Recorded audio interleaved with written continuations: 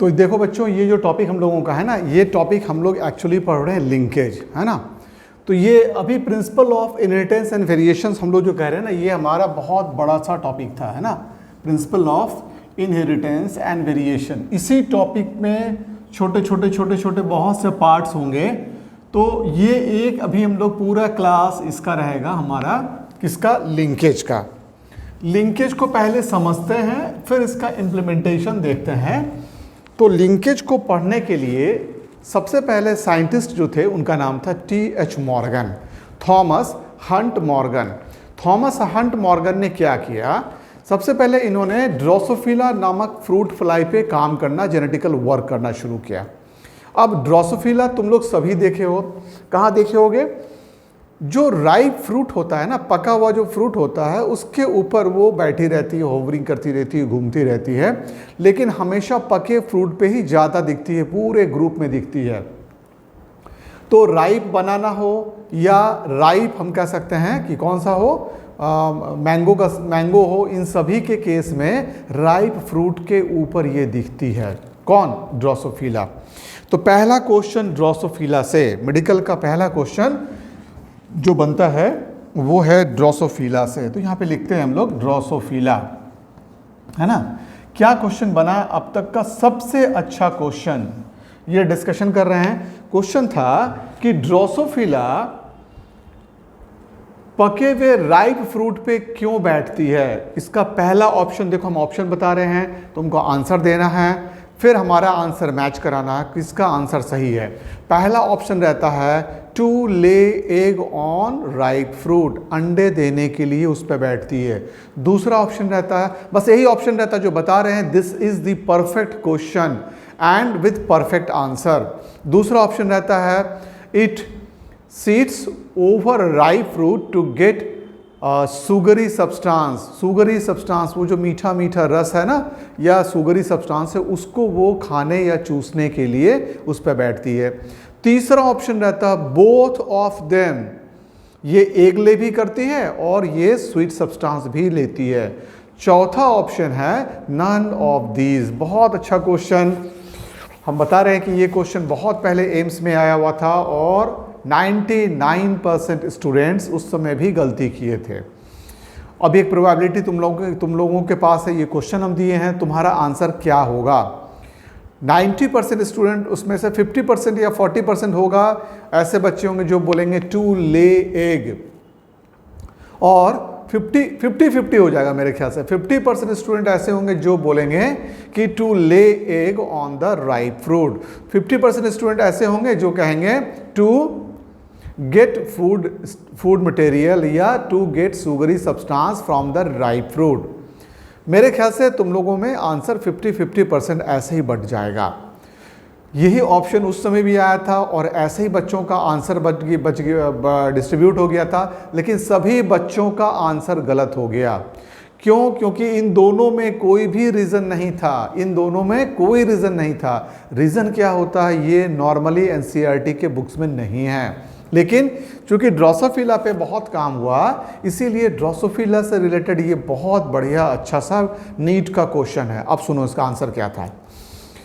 अब नॉर्मली ये जो हमारा राइप फ्रूट होता है ना, इसमें शुगर का कंटेंट होता है। उसी शुगर के कंटेंट के चलते उसके ऊपर में, स्किन के ऊपर में ईस्ट फंगस का फॉर्मेशन हो जाता है, ईस्ट डेवलप कर जाता है।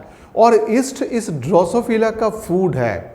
ईस्ट क्या है, to eat yeast which grow on the ripe fruit. Ripe fruit के ऊपर में देखना ईस्ट का फॉर्मेशन हो जाता है, और इसीलिए ओवर राइप फ्रूट, ईस्ट क्या काम करता है, धीरे धीरे शुगर को अल्कोहल में कंटेंट में कन्वर्ट कर देता है। तो ईस्ट की प्रॉपर्टी होती है, yeast contain power to convert sugar into alcohol, इसीलिए ईस्ट क्या करता है, जान गए हम लोग।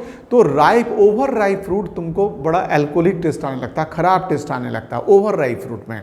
उसका रीज़न ये होता है कि east has converted the sugar content into alcoholic content.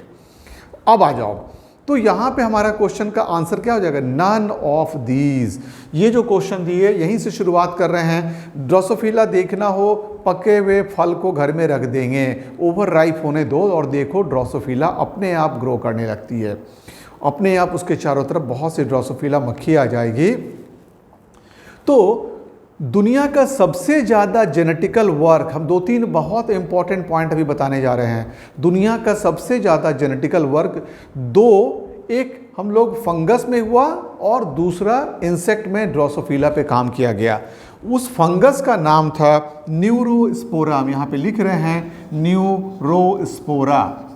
ये क्वेश्चन, इससे कोरिलेटेड क्वेश्चन आ गया। 3 बात यहाँ पे अभी लिखे हुए हैं, एक साइंटिस्ट का ऊपर नाम लिखे हुए हैं, ड्रोसोफिला लिखे और न्यूरोस्पोरा लिखे। ड्रोसोफिला का फूड था ईस्ट, YEAST। ईस्ट एक तरह का फंगस है। ईस्ट क्या है? एक तरह का फंगस है। तो दुनिया में जितने भी जेनेटिकल एक्सपेरिमेंट हुए हैं ना, उनमें से ज़्यादातर जेनेटिकल एक्सपेरिमेंट या तो ड्रोसोफिला पे किए गए हैं और नहीं तो एक दूसरे फंगस पे जो न्यूरोस्पोरा है। ठीक है, तो जेनेटिकल वर्क का सबसे अच्छा असेट हम लोग कह सकते हैं, होस्ट कह सकते हैं, न्यूरोस्पोरा एक फंगस है और ड्रोसोफिला एक इंसेक्ट है। दूसरी बात, एक क्वेश्चन हम लोग जान गए। दूसरा मेडिकल का क्वेश्चन, नीट का क्वेश्चन, ड्रोसोफिला प्लांट पे, उस राइप फ्रूट पे क्यों ग्रो कर रहा था, उसका आंसर जान गए। टू ईट ईस्ट, ईस्ट को खाना था उसको। तीसरा क्वेश्चन, ड्रोसोफिला को क्यों सेलेक्ट किया गया एज ए स्टडी मटेरियल। अब ये क्वेश्चन का आंसर बहुत इंपॉर्टेंट है, इसकी हम लोग शुरुआत करते हैं। पहले एक बैकग्राउंड बता देते हैं। नॉर्मली एक ड्रोसोफिला हम लोगों के लिए एक्सपेरिमेंटल वर्क के लिए कौन सा चीज़ अच्छा है? पहला, हम 2 क्रॉस कराएंगे, अपने हिसाब से क्रॉस कराएंगे, क्रॉस के रिजल्ट को देखना चाहेंगे और क्या डेविएशन आया उसको नोट करेंगे और फिर सेकेंड जनरेशन का क्रॉस कराएंगे। तो इन कामों में जिसमें भी हमको कन्वीनियंट होगा उसी इसको हम लोग स्टडी मटेरियल के रूप में लेंगे। तो सबसे पहली बात हो गई, इन सारे कामों में सबसे पहले जो कन्वीनियंट हमको मिला वो था ड्रोसोफिला। TH मॉर्गन, नाम याद रखना है, बैठे बैठे मक्खी मार रहे थे, नाम ही था हंटिंग, है ना, Hunt, TH, Thomas Hunt Morgan. नहीं, हंट हो गया, शिकार कर रहे थे, किसका? मक्खी को मार रहे थे। मोर मार एक ही बात हो गया नहीं। और गन से मार रहे थे, कौन चीज़ से मार रहे थे? गन से मार रहे थे, ठोक रहे थे, जहाँ जहाँ मक्खी मिलती थी मार देते थे, मारते थे गन से। नाम हो गया साइंटिस्ट का थॉमस हंट मॉर्गन। तो नाम याद करने का तरीका बताए, साइंटिस्ट का नाम, ये नाम बहुत इंपॉर्टेंट है। क्यों? क्योंकि मेडिकल में कुछ ही साइंटिस्ट के नाम इंपॉर्टेंट हैं। ऐसा नहीं है कि हम लोग 200-500 पेज जैसे हम लोग पहले पढ़ाते थे तो हम लोग 250-300 बच्चों को राइटर्स का, साइंटिस्ट का नाम लिखाते थे, उनका वर्क लिखाते थे। क्योंकि पहले के क्वेश्चंस में, आज से 25 ईयर्स पहले बैक जो क्वेश्चंस होते थे ना, उनमें एक्सटेंशन ऑफ क्वेश्चन बहुत था। उनके, हम लोग कह सकते हैं सिलेबस के बारे में कहेंगे, वो एक क्वेश्चन ज़रूर आता था जिसमें 200 to 250 साइंटिस्ट के नाम सब लोग बच्चों को लिखवाते थे। अभी के सिलेबस में दिस इज़ नॉट रिक्वायर्ड, क्योंकि जो ट्रेंड चेंज हुआ, इनमें वही साइंटिस्ट के नाम एग्ज़ाम में आ रहे हैं जो बहुत इम्पॉर्टेंट और NCERT में कंसर्न है। इसीलिए अब आपके पास साइंटिस्ट के नाम का लिमिटेशन हो गया।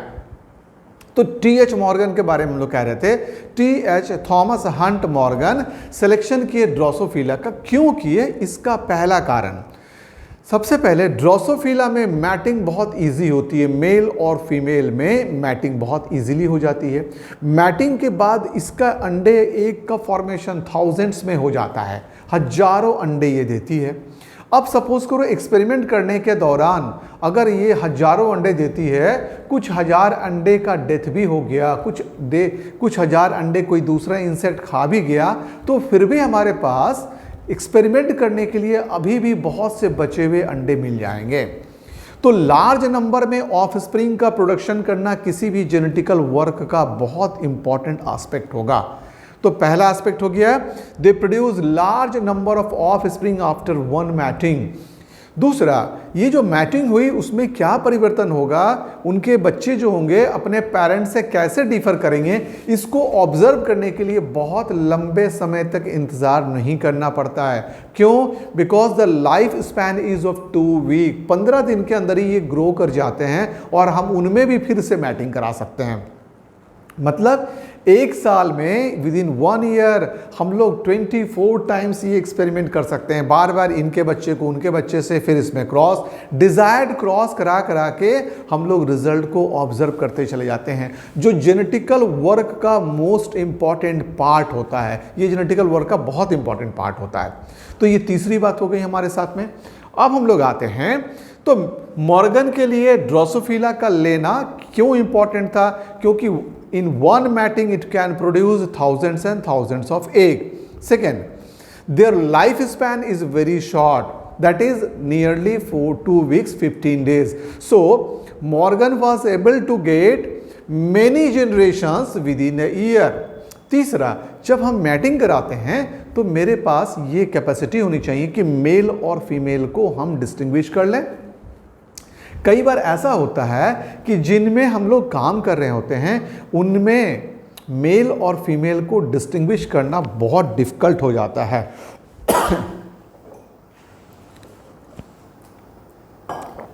तो जहां पे ये डिफिकल्ट हो जाता है उसकी तुलना में ड्रोसोफिला की बात करेंगे। ड्रोसोफिला में फीमेल के बॉडी का साइज मेल की तुलना में बड़ा होता है। मेल और फीमेल दोनों जब सामने में रहेंगे तो the body size of female is larger in case of, हम लोग कह देंगे इन केस ऑफ मेल। और दूसरी बात, sorry, in case of female. दूसरी बात, फीमेल में एग ले करने के लिए एक इस तरह का इंस्ट्रूमेंट बना रहता है जो ट्यूब लाइक होता है, इसको ओविपोजिटर कहते हैं। नाम याद रखना है ओविपोजिटर। अभी हम सारे पॉइंट्स को यहाँ लिखे हुए भी हैं, इसको अंडरलाइन भी करेंगे। ओविपोजिटर का काम होता है ओवरी को, ओवा को, है ना, ओवरी को नहीं, ओवा को डिपॉजिट करना।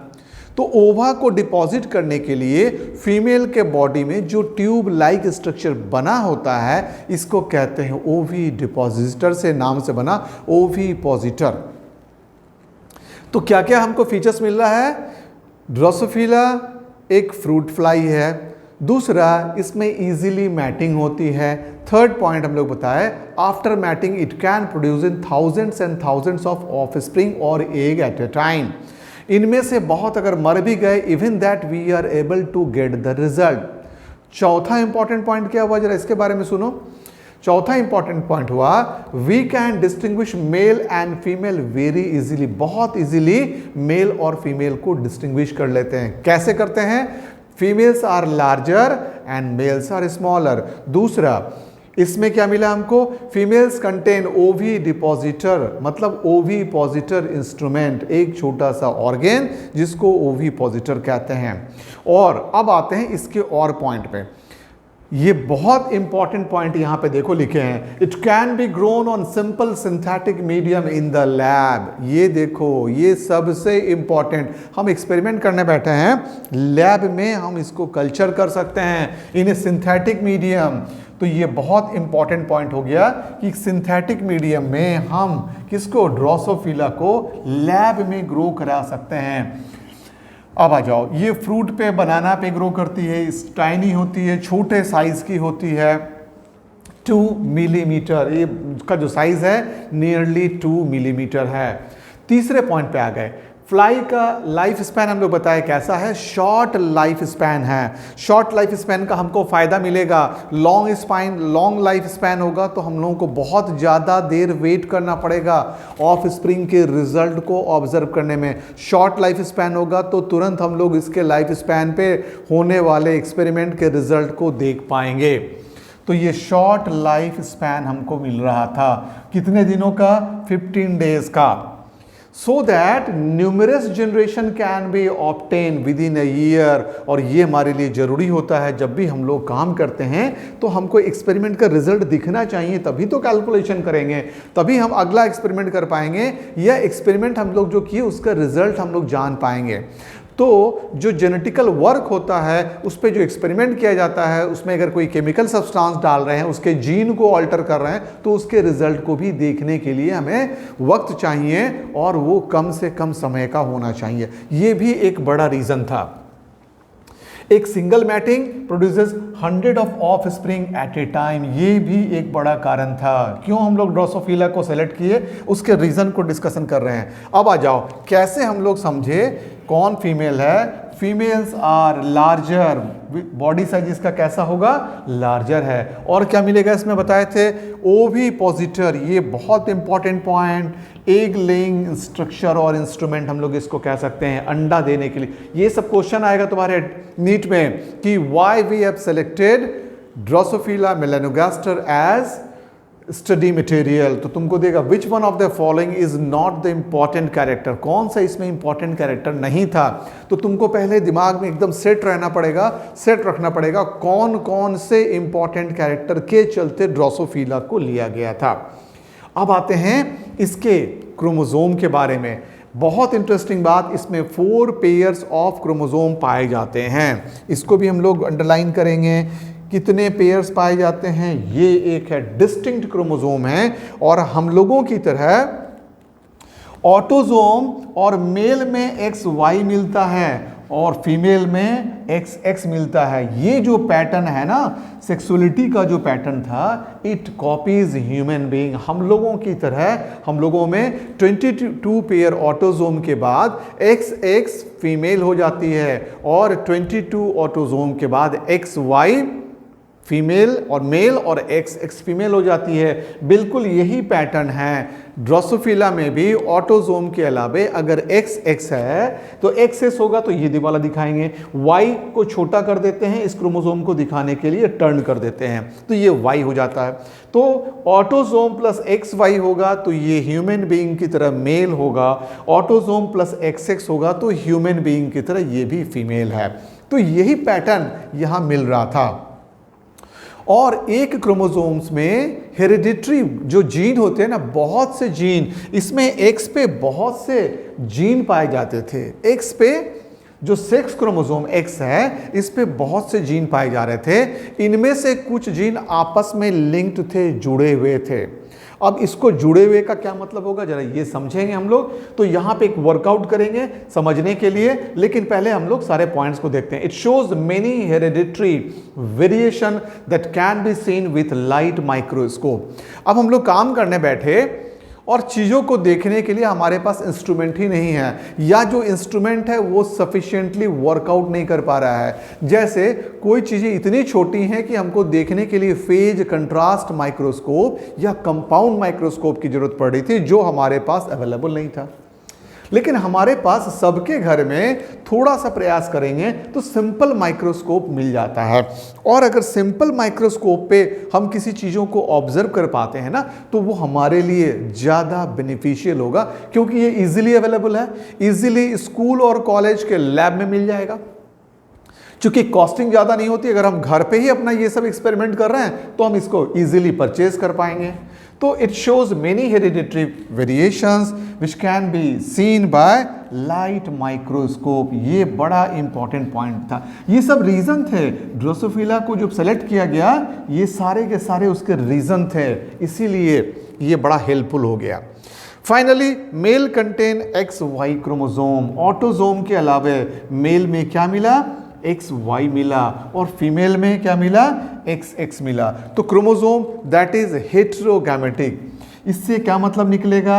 इससे मतलब निकलेगा कि जब मेल से गैमेट बनेंगे तो एक गैमेट ऑटोसोम प्लस X वाला बनेगा और दूसरा ऑटोसोम प्लस Y वाला बनेगा। दोनों गैमेट अलग अलग होंगे, इसीलिए बोलेंगे दे आर हेटेरोगैमेटिक। कौन? मेल या फीमेल? मेल कैसा था? ऑटोसोम के साथ X और Y था। जब गैमेट बनेगा तो गैमेट्स आर ऑलवेज हैप्लॉइड। एक टॉपिक हम लोग डिस्कशन कर चुके हैं, गैमेट हमेशा हैप्लॉइड होते हैं। ऑटोसोम प्लस X और ऑटोसोम प्लस Y, ये X है और ये Y है, तो दो अलग अलग तरह के गैमेट बनेंगे।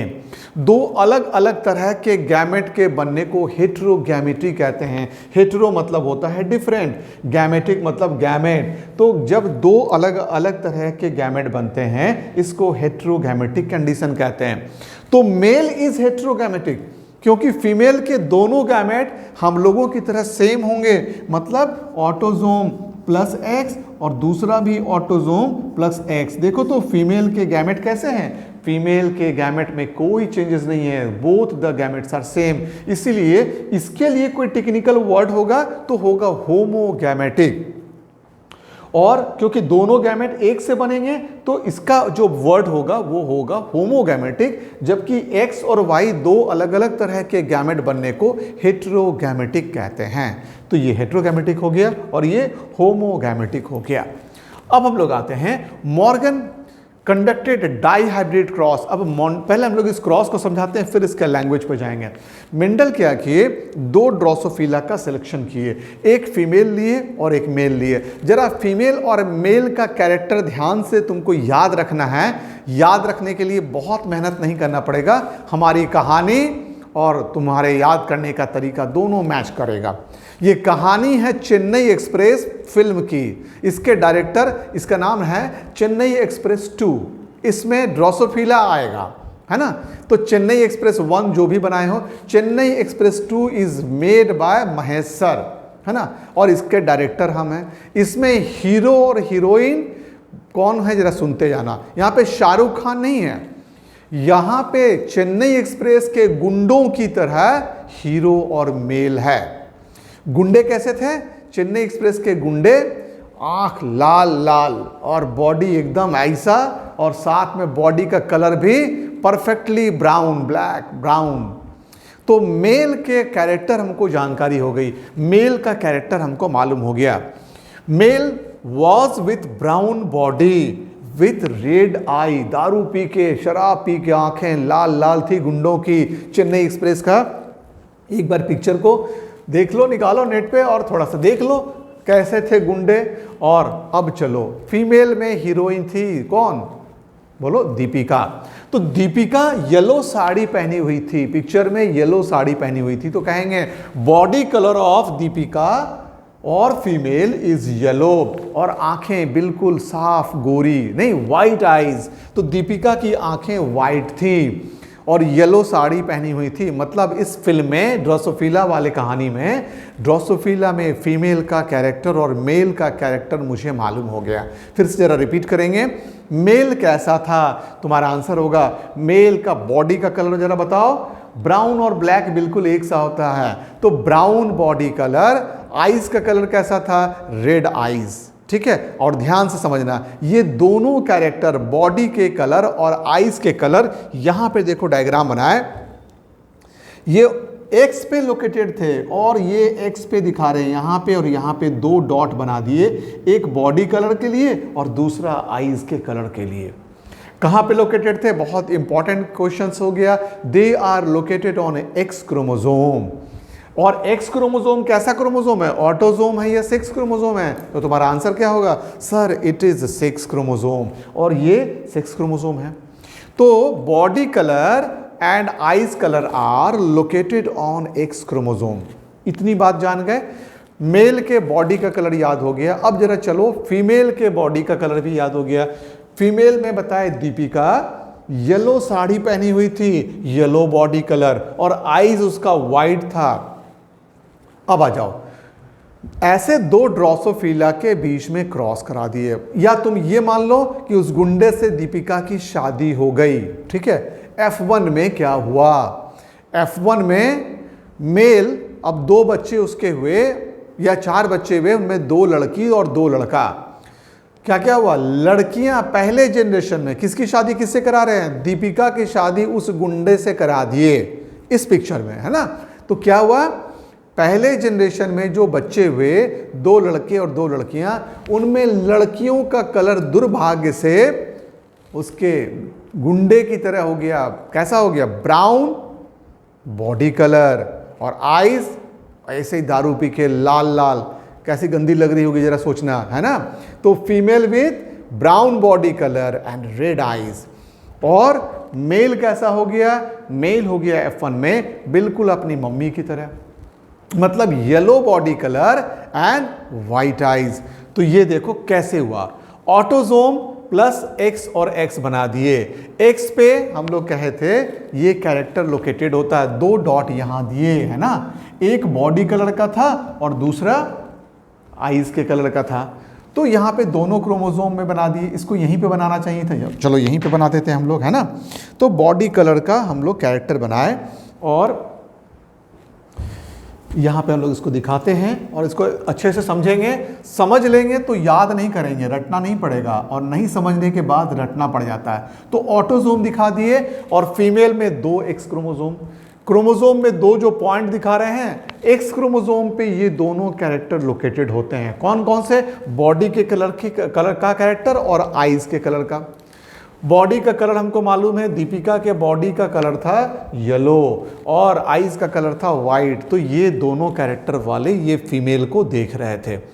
ऐसे एक ड्रोसोफिला को अब हम लोग क्रॉस करा रहे थे मेल से। मेल कौन था? गुंडों की तरह ब्राउन बॉडी वाला और रेड आईज वाला। इसको डिनोट करते हैं, इसको वाई से शो किए, इसको वाई प्लस शो कर देते हैं, brown body and red eyes.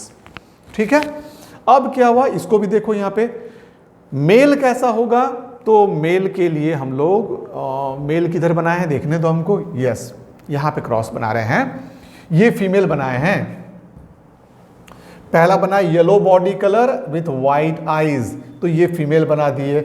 दूसरा यहां पे मेल बनाए हैं। मेल कैसा? Brown body colour and red eyes, उसका सिंबल यहां बना दिए। ये मेल है, 2 ऑटोजोम, एक एक्स और दूसरा वाई। यहां पे मेल के आईज का और मेल के किसका कलर दिखा रहे हैं? बॉडी का कलर दिखा रहे थे। अब हम लोग आते हैं, इन दोनों को जब क्रॉस कराएंगे तो पहले गैमेट बनाएंगे। जरा गैमेट बनाओ तो कौन कौन सा बना? इससे जो गैमेट बना A प्लस एक्स, और दूसरा भी जो गैमेट बना A प्लस एक्स। 2 गैमेट यहां बना दिए, एक गैमेट ये बना और दूसरा गैमेट ये बना। चलो अब आ जाओ, मेल से जो गैमेट बना ये बना, एक बना A प्लस एक्स और दूसरा बना A प्लस वाई। अब जरा देखो, अगर ये मेल, ये गैमेट, ये एग है और ये मेल गैमेट का वाई वाला, इसके साथ अगर ये वाई वाले के साथ इस एक्स में क्रॉस हो जाए तो ऑफ स्प्रिंग कैसा हो जाएगा? Autosome plus X Y, naturally ये मेल हो जाएगा। अब जरा देखो, मेल में इस क्रोमोसोम में फीमेल का कैरेक्टर था। इस क्रोमोसोम में किसका कैरेक्टर दिख रहा है? फीमेल का कैरेक्टर दिख रहा है। फीमेल का क्या कैरेक्टर दिख रहा है जरा बताओ? येलो बॉडी कलर, यहां पे 2 डॉट बना दिए हैं, यहीं पे एक साथ बना दो। Yellow body colour and white eyes वाला कैरेक्टर दिख रहा था। वाई के साथ ये कंबाइन कर गया तो ये कॉम्बिनेशन बन गया डबल OA ऑटोजोम, ये एक्स और ये वाई। एक्स में दोनों कैरेक्टर थे, ये एक्स फीमेल के एग से आया। इसमें कौन से कैरेक्टर थे? बॉडी का कलर येलो था, आईज का कलर रेड था, इसीलिए ये मेल अब कैसा हो गया? बॉडी का कलर, ये फीमेल से आया है, फीमेल में बॉडी का कलर कैसा था? येलो था और आईज का कलर वाइट था, इसीलिए ये मेल में फीमेल का कैरेक्टर आ गया। किस मामले में? बॉडी के कलर और आईज के मामले में। So this male is like female character. कौन कौन सा? ब्राउन बॉडी, इस मेल में नहीं, इस मेल में तो फीमेल का कैरेक्टर आया। फीमेल का कैरेक्टर कैसा था? तो बोलेंगे yellow body and white eyes. यहां पे लिखते हैं फीमेल का कैसा कैरेक्टर था? Yellow body and white eyes. ये कैरेक्टर वाला मेल बन गया भाई, मतलब क्रिस क्रॉस हो गया। इस तरह के कैरेक्टर के एक्सचेंज को क्रिस क्रॉस कहते हैं। ये F1 जनरेशन की बात कर रहे हैं। और एक फीमेल भी बना, ये तो मेल का केस देखे, एक फीमेल बना, फीमेल में एक एग यहां से आया और एक इसका आ गया। मेल वाले में कौन सा कैरेक्टर था? मेल वाले में बॉडी का कलर ब्राउन था और इसको हम लोग ब्राउन वाले को वाई प्लस दिखा रहे हैं, मतलब ये डोमिनेंट था over the body of yellow. इसीलिए अब जो फीमेल बनेगी डबल A एक्स और वाई, इसमें से ये वाला एक्स में मेल का कैरेक्टर आया हुआ था। क्या क्या था? बॉडी का कलर ब्राउन, आईज का कलर रेड, और ये फीमेल एग से आया, इसमें बॉडी का कलर था येलो और आईज का कलर था वाइट। लेकिन इसमें से इन दोनों में बॉडी का कलर कौन सा डोमिनेंट है? येलो या ब्राउन? तो याद रखना मेल्स आर डोमिनेंट। तो मेल में जो था वो डोमिनेंट था, मतलब ब्राउन बॉडी कलर डोमिनेंट है फीमेल, और येलो रेड कलर का आई कलर डोमिनेंट है। इसलिए ये फीमेल में दोनों था, हेटेरोजाइगस कंडीशन में दिख रहा होगा, दोनों के गैमेट आए हैं, लेकिन ये दिखने लगा मेल की तरह। तो F1 में क्या हुआ एकदम अच्छे से समझना है। 2 ड्रोसोफिला लिए, एक मेल और एक फीमेल। मेल के बॉडी का कलर ब्राउन, आईज का कलर रेड, फीमेल में बॉडी का कलर येलो, आईज का कलर वाइट, इनके बीच में क्रॉस हुआ, F1 में क्रिस क्रॉस वाले रिजल्ट मिले। मतलब mail with female like character, मतलब मेल बना जिसमें येलो कलर का बॉडी कलर था और वाइट कलर का आईज कलर था, और फीमेल बना मेल की तरह का, ब्राउन कलर के बॉडी कलर का और रेड कलर के आईज का फीमेल बन गया। लेकिन ये बना सिर्फ याद रखना F1 जनरेशन में। तो F1 जनरेशन में brown body and red eyes वाले कौन बने? Brown body and red eyes वाले फीमेल बन गए, ये दिखा रहे हैं फीमेल का सिंबल। और yellow body and white eyes वाले कौन बन गए? मेल बन गए। यहां तक कोई खास बात नहीं है, यहां तक के क्रॉस में कोई खास बात नहीं दिखी। खास बात कब दिखी? जब मॉर्गन F2 जनरेशन अब F1 जनरेशन के दो ड्रोसोफिला को क्रॉस कराए। अब अमेजिंग रिजल्ट मिला, ऐसा रिजल्ट मिला जिसकी उम्मीद किसी को नहीं थी, क्योंकि मेंडल के हिसाब से हम लोग चलते तो F2 जनरेशन का रेशियो 9:3:3:1 होता। ऐसा रेशियो यहाँ पे नहीं मिला। आउट ऑफ 16 हमको मेंडल के लॉ को अगर ये फॉलो कर रहा होता तो F2 जनरेशन में फेनोटाइपिक रेशियो हमको याद है कैसा होता, 9:3:3:1। लेकिन नाउ फॉर F2 क्या हुआ देखते जाओ। F2 में हम लोग क्या करते हैं, तो पहले दो F1 को लिख देते हैं, इन दो F1 के बीच में हम लोग क्रॉस कराते हैं। F1 हम लोग देख चुके हैं, है ना, तो दो के बीच में क्रॉस कराए, क्या रिजल्ट मिला? बहुत इंपॉर्टेंट रिजल्ट आया। जब TH मॉर्गन काम कर रहे थे तो वो मान लो कि 1000 ऑफ स्प्रिंग को देखे, 987 पेरेंटल टाइप ऑफ स्प्रिंग मिला। कैसा मिला? पेरेंटल टाइप कैसा था याद है हमको, ये इसका ओरिजिनल पेरेंट था। पेरेंटल टाइप कैसा था? Yellow body colour with white eyes वाले फीमेल मिले। तो मैक्सिमम 50-50 अगर कॉम्बिनेशन था 987 में। अब ये नाम, ये डिजिट कैसे याद रखेंगे उसका भी तरीका बताएंगे आपको। फिर हम लोग आ जाओ, और दूसरा मेल कैसा मिला? सभी मेल कैसे मिले? 987 में जितने भी मेल मिले वो सबके सब का body colour brown, eyes colour red, और फीमेल जितने मिले उनमें सबका बॉडी कलर येलो और आईज का कलर वाइट। लेकिन आउट ऑफ 1987 तो ऐसा मिला। अब 13 हमको कैसा मिला? Recombinant type. रिकॉम्बिनेंट का मतलब समझो, री मतलब फिर से, कॉम्बिनेशन। देखो अब इसको समझने के लिए अब ये समझो, हमारे पास रेड कलर का क्या था? आइस कलर था, और येलो कलर का, नहीं यहाँ पे ब्राउन लिखेंगे, ब्राउन कलर का हम लोग कहेंगे, तो B&R कर दो, बी ब्राउन कलर, और इसके साथ था रेड कलर आईज। इसके साथ जब क्रॉस कराए तो येलो बॉडी कलर था, येलो बॉडी कलर था और वाइट आईज था। क्रिस क्रॉस, ये रिकॉम्बिनेंट समझ लो। अब अगर ऐसा हो कि मेल में क्या हो, मेल में ब्राउन बॉडी कलर हो और वाइट आईज आ जाए तो एक नया कॉम्बिनेशन मिला, और या रेड बॉडी आईज कलर के साथ येलो बॉडी कलर हो जाए तो ये भी एक नया कॉम्बिनेशन मिला। इस तरह के कॉम्बिनेशन को फिर से कॉम्बिनेशन हुआ। कैरेक्टर देखो क्या हुआ होगा, ऐसे समझो, ये क्रोमोसोम के यहां पे और यहां पे दोनों जीन था।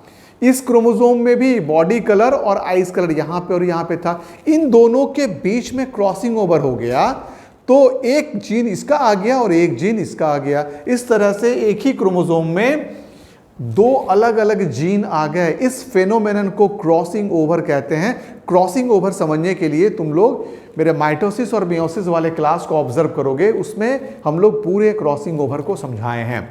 तो अभी हम लोग समझ गए। ऐसे सिंपल समझो, उंगलियों के बीच में एक जीन यहाँ, एक जीन यहाँ, इसमें एक जीन यहाँ, एक जीन यहाँ, ये बॉडी के कलर का, ये आइज के कलर का, और इस तरह से क्रॉस हो गया। इसका पार्ट इसमें जुड़ गया और इसका पार्ट इसमें जुड़ गया। तो अब जो क्रोमोसोम बना उसमें जीन एक्सचेंज हो चुका है।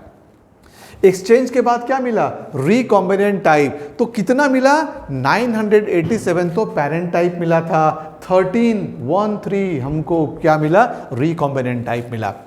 अब यहीं पे टीएच मॉर्गन एक्सप्लेनेशन शुरू किए, बोले ऐसा क्या हुआ।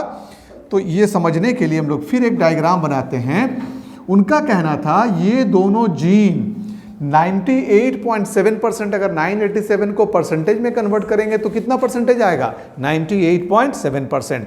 तो उनका कहना था ये दोनों जीन के बीच में स्ट्रॉन्ग बॉन्डिंग होती है, इतनी स्ट्रॉन्ग होती है कि इनके बीच में क्रॉसिंग ओवर होने की प्रोबेबिलिटी बहुत कम हो जाती है, इट इज ओनली 1.3%।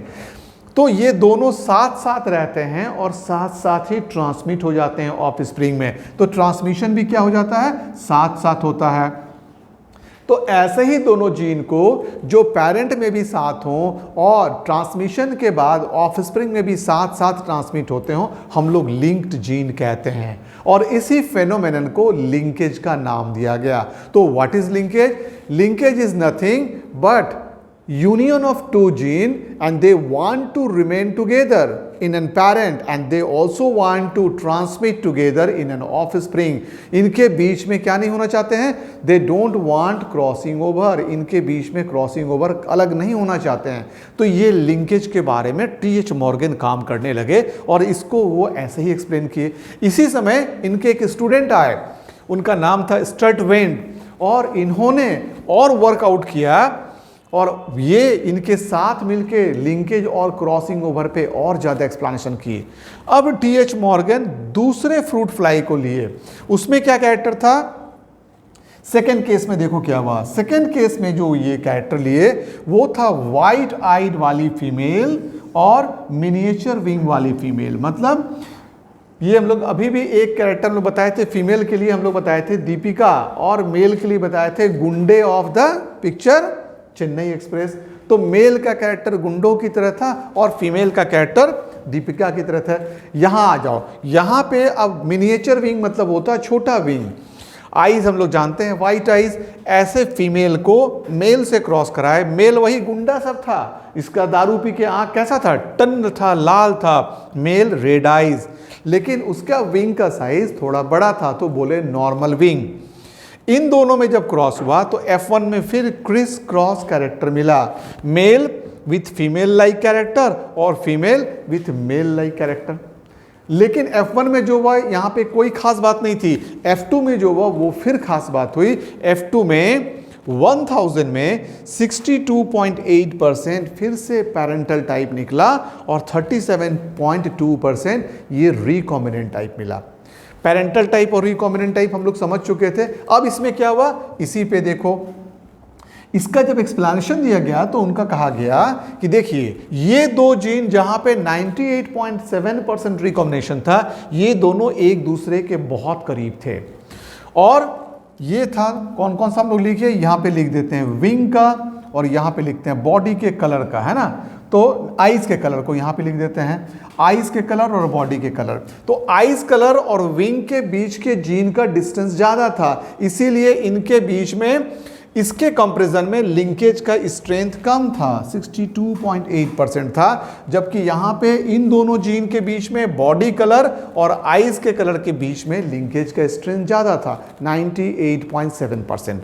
तो लिंकेज का स्ट्रेंथ किस बात पर डिपेंड किया, ये डिपेंड किया कि जीन कहाँ पे लोकेटेड है। The nearer is the gene, more stronger is the linkage. The genes are at distance, it will show more chances of recombination. इससे टीएच मॉर्गन और स्टुडवर्ट अब जीन को लोकेट करना शुरू किए, जीन कहाँ पे है ढूंढना शुरू किए। इस प्रोसेस का नाम दिया गया जेनेटिकल मैपिंग। इस प्रोसेस को क्या बोला गया, जीन के लोकेशन को ढूंढने को हम लोग कह दिए जेनेटिकल मैपिंग। और दो जीन के बीच के डिस्टेंस को स्टर्ट वेंट क्या किए, एक यूनिट बनाया अपने गुरुजी के नाम पे। इनके गुरुजी कौन थे, इनके गुरुजी थे टीएच मॉर्गन। इन्हीं के नाम पे सेंटी मॉर्गन यूनिट को बना दिए। तो आज के डेट में जब हम दो जीन के बीच के डिस्टेंस को मेजर करते हैं तो मेजर करते हैं बाय सेंटी मॉर्गन। तो centimorgan is the unit to the distance between two concern gene. तो ये तुम्हारा जो चैप्टर हम लोग अभी डिस्कशन कर रहे थे वो था लिंकेज। तो लिंकेज से रिलेटेड अब हम लोग इसमें एक छोटा सा पॉइंट और डिस्कशन कर सकते हैं कि लिंकेज को जो मैपिंग होती है, मैपिंग में कुछ फॉर्मूला बनता है, इसको कहते हैं क्रोमोसोमल मैपिंग। तो लिंकेज के बाद हम लोग अब नेक्स्ट हमारा क्लास हो जाएगा मैपिंग पे। तो ये पूरे चीज़ों को अगर हम लोग सम अप करें तो बोलेंगे वी हैव टेकन ड्रोसोफिला। पहली चीज़ हो गई ड्रोसोफिला का सिलेक्शन किया गया, किसके द्वारा? तो टी एच मॉर्गन के द्वारा।